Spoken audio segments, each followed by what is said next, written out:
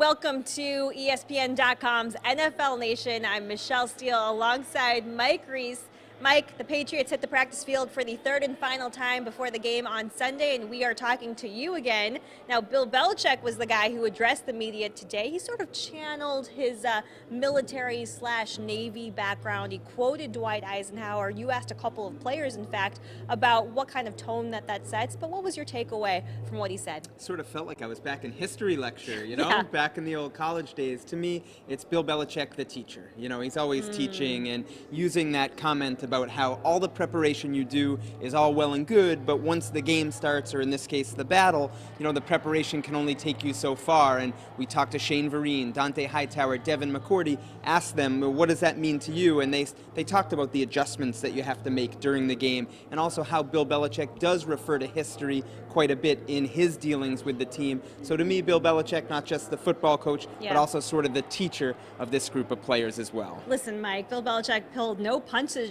this morning in saying, you know what, write whatever you want. Media, all of it is hot air. Now, you were not personally offended, of course, because you see him week in and week out, but maybe it raised some eyebrows in that room. I sort of liked it, Michelle, because here's the thing, the context of it was everyone was asking about what does past experience mean in a game like this? Does it help you that you've been in these situations before? Tom Brady, his 9th AFC Championship game, 0. That was his answer. It means 0. Yep. His point being, we got to that point in the news conference, 22 minutes into it, that he's like, look, at this point, write whatever you want. It's a bunch of hot air. He's sort of right, Michelle, because at the end of the day, it's going to come down to what unfolds. 6:40, AFC Championship game. Could be raining here.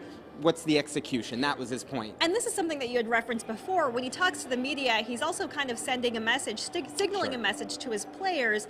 Look, it doesn't matter what you've done up until this point. It matters what you do at this moment.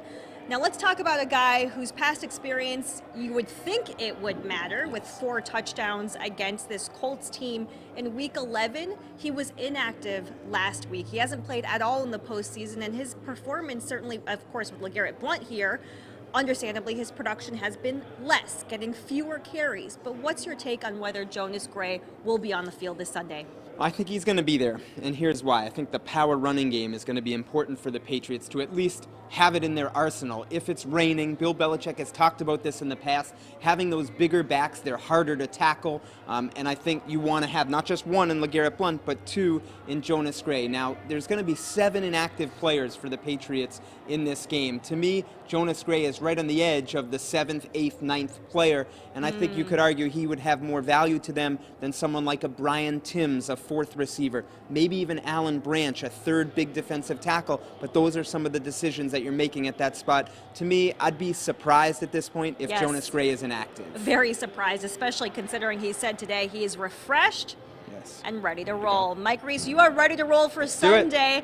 For more from us here, stay locked on to ESPN.com.